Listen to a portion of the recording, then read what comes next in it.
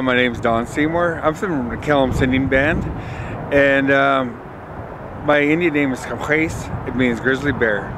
And I went to the residential school from 1969 to 1974, and there were two different kind of students that came here. There's a day scholar and people at residential school, at residents. And I was really fortunate that I got to go home every day to see my parents. But the residential school, like my mom and my father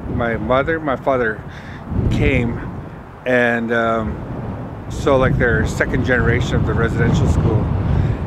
And residential school, they were taken away from their families when they were a very young age, and their mothers and their grannies and uncles and everybody had, the family structure was no longer existed.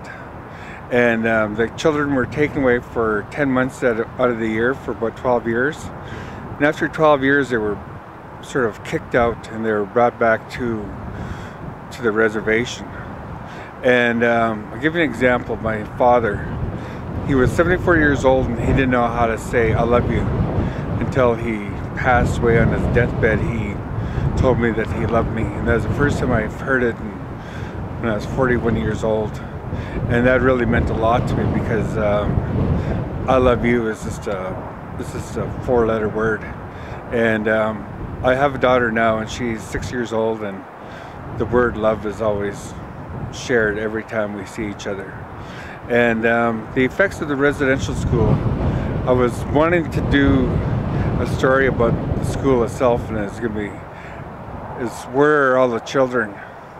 And I worked with the membership for the band, and the residential school, you can see the effects from when they took the children away, and to this day we're still feeling the effects because of the alcoholism and the drug abuse, and the children they're put in the social care. About 80% of our kids are in social care in British Columbia.